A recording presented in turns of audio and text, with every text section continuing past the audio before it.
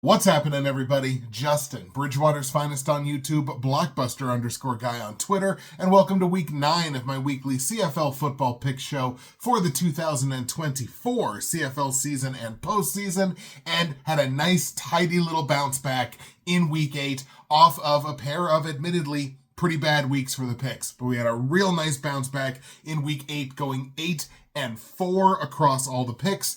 2-2 straight up, 2-2 against the spread, but a remarkable, certainly for me, 4-0 on the totals last week. Swept all 4 totals, 8-4, pulls us to within 2 games of 500 on the season so far, 47-49, and even money on the totals for this season at 16-16, which for me, gonna give myself the Barry Horowitz there, the little pat on the back. Also had a fairly tidy week in CFL fantasy. It wasn't looking too great up until that final game of the week, Hamilton and Edmonton. Thank you for paying off. 117.4 in week 8. It was inside the top 900 across the whole game and inside the top 200 in Derek Taylor's league. On the season now, 871.5, which is inside the top 2,400 across the whole game and just inside the top 300 in Derek Taylor's league. Not where I want to be fantasy-wise. I haven't really been hitting on the captaincy. I really haven't been hitting on my top player also getting the 2 times multiplier in my captain spot. When I start hitting on a few of those, I feel like I'm really going to start making progress here, but I feel like the lineups themselves have been fairly solid. Bo Levi Mitchell gets my most outstanding player from week 8, put up a 30-burger, 30.5, including 5 passing touchdowns against the Elks. It's definitely been a grind of a season up to this point. Certainly some teams that are not where we expected them to be at this point in the season. Obviously, chief among them is the Winnipeg Blue Bombers. We have a super interesting 4-game slate this week with the Ottawa REDBLACKS on their second bye of the season. Once again, I've been harping on this for a while, before the Blue Bombers get their first. It's absolutely ridiculous. I don't know what the schedule makers were thinking. In any case, our 4-game slate in week 9 in the CFL looks like this. We got the BC Lions in Winnipeg taking on the aforementioned Bombers. We've got Montreal in Hamilton taking on the Ticats, one of a couple of quarterback changes that we saw last week and kind of paid dividends, honestly, for both teams. The Edmonton Elks, speaking of quarterback changes, in Saskatchewan taking on the Riders, and the Toronto Argos travel to Calgary to take on the Stampeders. That closes out the week.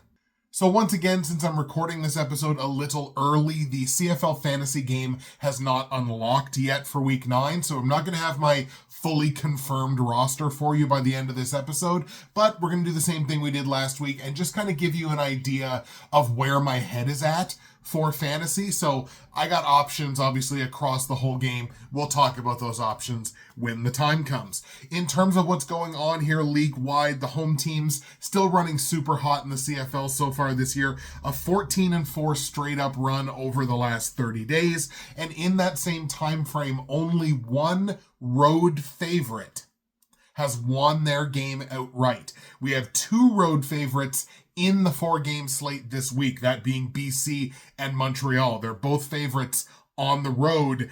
Only one such team has won their game outright in the last 30 days. Not just covered the spread, but won the game outright. Definitely something to keep an eye on. Unders are also continuing to click at a really solid rate. 3-1 to the under last week on a 7-1 run over the last 2 weeks after the sweep in, I believe it was week 7. And multiple quarterback changes, like I talked about, breeding immediate results. In one such case, a full-fledged comeback for a victory. In the other case, not quite. Obviously a larger deficit, but definitely some reason for optimism. But let us waste no more time. We will get started with that BC Lions Winnipeg Blue Bombers matchup. We'll start with BC, who's on the road here, coming into this game off of their bye. The Lions dropped their week 7 game by a single point, I believe it was, in Calgary. And that was really the kind of game that we're used to seeing Vernon Adams and the big offensive juggernaut weapons. We're used to seeing somebody for BC step up and grab a game like that by the horns and propel the team to a victory. That's kind of what we've been used to seeing this year, and BC's been very good at it. Didn't happen in this game. A rare instance where it didn't. Vernon Adams just 192 yards passing. He had 2 touchdowns, but he also threw 2 picks, so he was a little careless with the football, and no Lions offensive player who had more than 85 all-purpose yards. So again, normally we're used to seeing a Justin McInnis or an Alexander Hollins or a William Stanback come up and have a huge game and be the difference maker. Just didn't see that for BC last week. But speaking of difference makers for the BC Lions, the CFL's most prolific offense, I think we can all certainly agree with that, with the way they move the ball and the way they score, could just see Keon Hatcher maybe as early as this week. He's practicing in full again, rehabbing from an Achilles injury.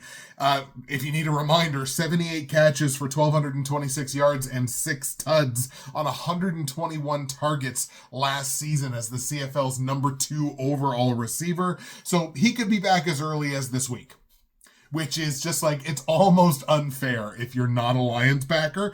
The combination of Justin McInnis, Alexander Hollins, and Keon Hatcher is unguardable at this level. Taking a peek on Winnipeg's side of things now, a 5-day week for the Bombers team, who dropped an overtime chess match last week against the Toronto Argos. I think it was 16-14, something like that. Another defensive efficiency clinic. They threw up a 13.8, a very, very good mark in that game, which was absolutely punted away by pretty poor pass protection. They allowed Collaros to get sacked 5 times. Giveaways. They lost the turnover battle 5-1, did the Bombers last week. And filler yards. They put up a lot of yardage. Like, that's encouraging that they moved the ball very well. It was like 400 some yards of total offense, but they only got to the red zone once. So that's good. It's good that you put up 400 total yards, but if you're not getting into the red zone, you're relying on those long splash touchdowns, which you didn't have in this game. It's not a recipe for success. You got to get to the red zone and you have to convert. And look, this is just a case for the Bombers where everybody's gripping the sticks. To use a hockey analogy here, when things get bad, you're gripping your stick. You grip the stick a little too hard, and you can't make the normal plays that you would normally make when you're relaxed and just playing your game. That's what this whole Bombers team is, top to bottom. I mean, 2 field goal misses for Sergio Castillo. That's gripping the stick a little too hard. 4 fumbles, including 3 losses. That's everybody on the offensive side gripping the sticks a little too hard. Collaros not only threw an interception, but that interception turned into a pick 6. So that's nerves, not making the play. And Mike O'Shea not trusting his defense in the final minute of a low-scoring game when your defense has been the only part of your team that has found success over the last month or so, to not kick the go-ahead field goal. You could take the lead with 57 seconds, I think, left to go, and force Nick Arbuckle on the other side to lead a game-winning drive with less than a minute to go on your really good defense. That's either you don't trust your defense or you don't trust your kicker. Either one of those things is bad, which, by the way, and I looked this up, Sergio Castillo, in his career, from 30 yards or less, which is what that field goal would have been. Instead, they went for it on 3rd and 1. They were short. They turned the ball over. Would have been like a 29-yard field goal, right? Inside of 30, 66 of 67 for his career, including 8 for 8 this year. You don't get more automatic than that.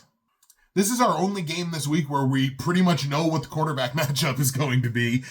This is a massive BC rest advantage, obviously, talking about them coming in off the bye, plus, Winnipeg not having had a bye yet, and playing on 5 days rest. Winnipeg gets their first bye next week, so are we in a possible look-ahead situation here, which is very possible, plus so many injuries and so many doubts on the offensive side. I mean, you can't not go with the BC Lions in this matchup, even though the games in Winnipeg give me BC to get the win. On the line, Winnipeg's a 3.5-point dog at home, and while the Dogs have kind of been hitting lately, I have very little faith in this Winnipeg team that didn't practice Sunday, didn't practice Monday. I'm sure they'll be practicing today. The game's in like 48 hours. But like, this is a team that's just like on fumes trying to get to their bye. So yeah, you got to buy the extra half point. I don't have a problem with that. Give me the Lions minus the 3.5 points. Total in this game is set at 50. I think I have to stay under on it. Once again, the Bombers, the only part of the Bombers game that's really been working lately is the defensive side. And you have the BC Lions, who are actually the most efficient defense in the CFL over the last 4 games. So give me the under on this one, even though you have offensive weapons in this game. Give me like a 27-20, I think, in favor of the Lions. So you got the Lions win, the Lions cover the minus 3.5, and give me the under on the 50-point total. The Montreal Alouettes travel to Hamilton this week to take on the Ticats, and the Owls orchestrate a 17 unanswered second half points comeback last week after a change at quarterback. The Riders had Caleb Evans playing scared in that game. They make the swap at halftime. Davis Alexander goes 15 of 18 in the second half of that game for $178 and 2 passing touchdowns, both of them going to Reggie White, so that's kind of getting Reggie White going as well in the offense. Tyson Philpott as well, 7 catches for 88 yards. I will give the Alouettes defense credit. They did clamp down in the second half of that game, allowing just 8 first downs in the second half, but they did cough up 117 rush yards to Frankie Hickson, and the defensive efficiency has really been kind of nosediving here for the Alouettes. Coming into week 5, they had a defensive efficiency mark of 19.3. That currently sits at just 13.3 over their last 4 games. So in the Owls' last 4 games, it has taken 6 fewer yards per point to put on the board against the Alouettes. It has been much easier to score points on this Alouettes defense over the last 4 games. But I will give them credit. They did shut the Riders down and allowed that offensive comeback to happen. Speaking of comebacks, we almost saw one in Edmonton, inflicted upon the Hamilton Ticats, who are the other side of this matchup. But the Ticats held on for the win. It's back-to-back wins that at least puts the Ticats in the conversation in the East Division. Now they're at 2-5. They've got some momentum here, and it's good to see for Ticats faithful for sure. Bo Levi Mitchell, like I mentioned, tossing 5 touchdowns on what was a pretty hapless Elks defense for the majority of that game. Bo Levi Mitchell now leading the CFL with 17 passing touchdowns on the season. It was his 5th 300-yard game and also his 5th game throwing at least 2 tuds. But on a night where most everything was going right for the Ticats and everything was basically clicking, it was once again their execution and defensive ability, not efficiency, but ability in the 4th quarter that reared its ugly head and left doubt in this game. If you exclude week 1, Hamilton's scoring differential in the 4th quarter this season is minus 38. Minus 38. Here's the reason that I exclude week 1. Week 1 is the only game this season where the Ticats outscored their opponent in the 4th quarter by at least a touchdown. Even if you include week 1, their 4th quarter scoring margin is still minus 31. They are getting utterly dominated in the 4th quarter, and it's their biggest Achilles heel as a team. So we assume Davis Alexander is going to be getting the start at quarterback this week. No official announcement has been made, but I'm going to run with that idea and assume it's Alexander. The Ticats over the last couple of weeks, and I'm not going to take wins away from them. I talked about this with Calgary's defense last week. I'm not going to take wins away from them. However, they have benefited over the last 2 weeks in playing Edmonton and a Toronto Argos team that was on the tail end of 3 straight back-to-back road games while Hamilton was coming out of their bye. So they have had some bounces go their way in the last couple of weeks schedule-wise. Momentum does matter. It absolutely does. 2 straight wins. This is a team that's certainly feeling itself on the offensive side. All that matters But I really feel like this is a nice bounce back spot for the Alouettes. Let's take Montreal on the road in Hamilton to get the win over the Ticats. Once again, if this game's tight heading into the fourth quarter, I don't trust that Ticats defense further than I can throw them. So I like the Owls to win the game straight up. On the line, Hamilton is taking +4 as the heaviest home underdog of this week. I still think I have to take Montreal to lay the points. Once again, if this is a tight game going into the fourth quarter, how do you trust that Ticats defense with what you've seen all season long? So -4, this feels like there's more than a touchdown difference between these two football teams. If we assume that Montreal's previous game was a blip on the radar game before they came into their bye where they lost. I think that was the game that Fajardo got hurt. We kind of assume that they're sort of back here a little bit. Keep an eye on the defense, but I'm going to lay the -4 on the Alouettes. Total in this game is 50.5, and I am going to take the over in this one because, again, Hamilton's scoring a lot of points. Montreal's defensive efficiency is not what it has been. I think Montreal's prospects for scoring a lot of points in this game are high with Davis Alexander at quarterback. Hamilton's defense can't trust him. Give me the over. So I'm going to go like a 33-20 or something like that. I think this is a 2-possession game for the Alouettes. I think they win it relatively comfortably. Owls win. Owls cover -4 and give me the over on the points. Off to Saskatchewan we go, where the Riders are going to play host to the Edmonton Elks. And the Elks waited until they trailed by 4 possessions to Hamilton to finally, mercifully, try something else at quarterback. How about this Tre Ford kid? He's been sitting on the bench all season long. We've used Dakota Prukop more this season than we've used Tre Ford. That guy's a quarterback, isn't he? I mean, we're down 4 possessions. What could it hurt? They put Tre Ford in. He proceeds to light a match and light the Ticats defense on fire. 121 yards passing on, I think, 10 of 15 passing, so that's fine. 121 yards, 3 touchdowns, no picks in his 15 pass attempts. He added 6.3 yards per carry on the ground. The whole game changed when Tre Ford came into it. And look, I've been talking about it for a couple of weeks. The switch to Tre Ford completely revamps how we have to look at the Edmonton Elks on the offensive side. Because McLeod Bethel-Thompson's not a threat to run. Tre Ford is. Now you have to actually account for the run game from the Edmonton Elks. Beforehand, you don't. MBT's going to throw the ball 45 times. That's the way they're calling the game with Bethel-Thompson at quarterback. With Tre Ford at quarterback, they're not going to do that. They're going to run the ball a lot more. You have to account for the run game, both from the running backs and from the quarterback position. And once again, it's that MMA philosophy of strike to pass, pass to strike. You throw the ball so you can run the ball. You run the ball so you can throw the ball.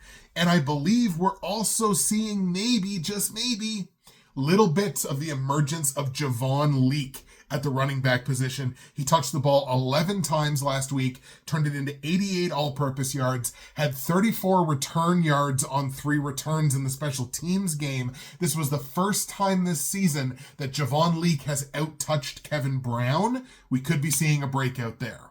In Saskatchewan, the Riders fall victim to the Davis Alexander game, which, you know what? It happens. You weren't planning on having to play Davis Alexander. You planned all week to play Caleb Evans. You were dominating Caleb Evans, and then they make the change, and they got. And sometimes that happens. What is far more concerning to me are the offensive struggles. Frankie Hickson put up 133 all-purpose yards on 17 touches with a rush touchdown. I ain't worried about Frankie Hickson. Shea Patterson, in his 4 starts, feel like I've been harping on this guy a lot. He started 4 games. He's got 2 passing touchdowns. I just don't know what we're talking about when it comes to Shea Patterson. I'm clearly way off that conversation. But we saw more wonderfulness from the Riders on the defensive side, which has to be their bread and butter until Trevor Harris comes back. Again, they had Caleb Evans playing scared in that game. 5 quarterback sacks. They allowed just 33 yards rushing on 11 carries to Montreal as a team. And that's a team that can run the ball pretty well. They were also 2 for 3 on their red zone defense. So they did a lot of good things on the defensive side. They did run into more penalty problems, 8 penalties for 105 yards. You know your boy doesn't like that. The Riders are now the second most penalized team in the CFL, having given up the most penalty yardage in the CFL, 549 yards in penalties. Once again, we're assuming Tre Ford starts this game, and there is actually an official report now that says Tre Ford is likely to start this game. So let's run with the idea that it's Tre Ford. I can't wait to see 4 quarters of Tre Ford against, a really good defense. And that's what this Riders defense is. They are really good. I've been talking about it for weeks. A lot of people have been talking about it. This Riders defense is exceptionally good. I am going to trust that defense in this game. Just because Tre Ford comes in doesn't necessarily mean Edmonton is going to waltz into Saski and beat Saski at Mosaic. But I think this game is going to be tighter than a lot of other people think. I'm going to take the Riders to win this game. And despite the fact that the Riders are 5-2 against the spread this season, which is really good, they're laying 5.5. This is a much closer game than that to me. I'm going to take the plus 5.5 on the Elks. I don't have them winning the game, but backdoor covering plus 5.5, that to me is totally on the table here. I think this is going to be a sweat. I think the Riders are going to have to sweat this game out. So give me the Riders to win, but give me that plus 5.5 on Edmonton for sure. Total in the game set at 51 points. I don't love the offensive upside, obviously, of the Riders. I like it more now with the Elks, but that Riders defense is really good. So I think I got to stick under on this. I don't agree with this number at all. I don't think this gets out of like a mid 40. So I think this is like a comfortable under for me. Under 51 points in Edmonton, Saskatchewan. I'm going to go Riders 23, Elks 21. Again, there's probably a backdoor touchdown, like a late touchdown that really makes this game close and kind of backdoor covers the plus 5.5. But I really like the under on the 51 points. So 23-21, Riders win.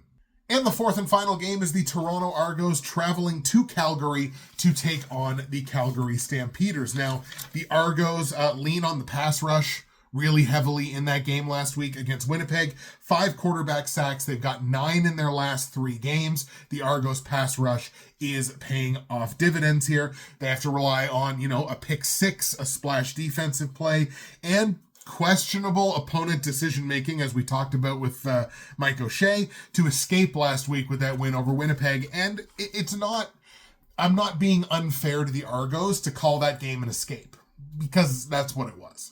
I have to guess that Cameron Dukes' time as the starting quarterback for the Toronto Argos is probably done. He's been benched now in back-to-back games. 1 touchdown, 5 interceptions is his ratio since week 4. So he's got 1 200-yard game in that same span. So I have to assume that his time as the starting quarterback is done, but that still means you have to turn to Nick Arbuckle for a couple of games. And there's an undeniable cap on the Argos offensive upside with Nick Arbuckle at quarterback. On Calgary's side, the Stampeders get stomped on in Ottawa to the tune of 33-6. The REDBLACKS dominate that game, their 4th road loss for the Stampeders in 2024. Jake Maier's high-efficiency game, which it was, he completed the vast majority of his passes. High-efficiency game produced just 136 scoreless passing yards, and as a team, they only put up 274, which only resulted in 2 field goals. So not really good enough. But if you're looking for upside with the Stampeders, Dedrick Mills back to driving the bus on the offensive side. It's his most receiving work in that game last week since week 2. Touched the ball 14 times, turned it into 100 all-purpose yards. His 3rd straight game with at least 80 all-purpose yards. And I have to assume that his touchdown drought is probably going to end pretty soon. He's never had a receiving touchdown in his whole career, has no rushing touchdowns this season yet at all. I believe only had 4 last year. I gotta believe that drought's coming to an end here soon, probably this week. Once again, we're assuming Nick Arbuckle is the starting quarterback here. I think that's a safe assumption to make. I am gonna trust this Stampeders team, who is unbeaten at home this year. All 3 of their wins have come in Calgary, instead of an Argos team who's played pretty well against the West Division at 3-1. Again, does feel like a game that could potentially go either way. I'm going to take the Calgary Stampeders here. Let's take Calgary at home to get the win over Toronto. Now, against the spread, Calgary is laying -3 here as a home favorite. I like him to win. It's a relatively small price to pay. I'm going to lay the -3 on the Stampeders. Total in this game set at 49.5 points, and even though the Argos are the single most efficient offense in the CFL going up against the Stampeders, who are the least efficient defense, I am going to stick under on this one because, again, this team in Toronto has a cap on their offensive upside with Nick Arbuckle. Cue him throwing 4 touchdown passes this week. I don't think that's going to happen. But as far as I'm concerned, they've got a cap on their offensive upside. So give me the under in this one, because I don't think the Stamps run away with it either. But give me under 49.5 points in Toronto. Calgary, give me like a 27-17, something like that. 2-possession win for Calgary. I got them winning, covering the -3, but give me the under on the 49.5 point total. So those are the picks. Here's a little bit of insight into what I'm looking at for CFL Fantasy in Week 9. At quarterback, I think it's a 3-horse race for me. It could be Vernon Adams, although he's going up against, who's been a pretty good defense lately. Jake Mayer is a possibility here as well. That's mostly matchup driven. And Davis Alexander, if you really want to save some money, I assume he's going to be the starting quarterback. I can't imagine his price tag is going to be very high. So Davis Alexander could have a lot of value. Running back, Walter Fletcher or William Stanback will likely be my anchor back this week. As far as my RB2, Dedrick Mills, who I talked about, or Frankie Hickson. Look, he's going up against an Elks defense that sucks defending the run. He's coming off of a game where he just had 117 yards rushing, I think. Wide receiver, I think you got that 3-headed monster there right at the top of the scoring. Tyson Philpott, Alex Hollins, Justin McInnes. You should be able to get at least one of them, and if you save some money in other spots, you can probably get 2 of them. But if you're looking to kind of tear down a little bit, which I might be, Reggie Bagleton might be an option, or if we stay with Calgary, the other Philpott, Tyson Philpott Jalen Philpott. Curly Gittins with Edmonton, he showed a lot of rapport, caught a touchdown pass from Tre Ford. That could be a possibility. At the flex, like I talked about last week, I always try to poach touchdowns in my flex. So Shamar Bridges, Keandre Smith, either one of those options for Hamilton. Hergy Mayala has caught some touchdown passes this year. Ontario Wilson is coming off of a big game. If you're looking to kind of tier up there a little bit more, if you've got the money, Samuel Emelis or Reggie White, who caught 2 touchdowns, both of Davis Alexander's, I was about to say Mills, both of Davis Alexander's touchdown passes last week. On the defensive side, I think you've got to go with the BC Lions. You're looking at a Winnipeg team that is the least efficient offense in the CFL. They're not on the same page, it doesn't seem. I really like the Lions. I'm pretty well locked in on the Lions defense. A possibility, if I need to save some money, I might look at the Stampeders, even though, like I said, they're the least efficient defense in the CFL over the last 4 games.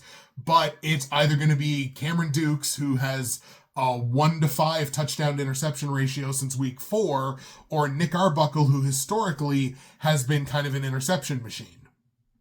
That's how I'm leaning in CFL Fantasy, and that is going to be the show for you this week. We'll go over the picks here with you very quickly one more time. Apologize that this episode, I think, is going to run a little bit long. I got the BC Lions beating the Winnipeg Blue Bombers in Winnipeg 27-20, laying the -3.5 on BC in a game that stays under 50 points. I got the Montreal Alouettes beating the Hamilton Ticats in Hamilton 33-20, laying the -4 on the Alouettes in a game that goes over the 50.5 point total.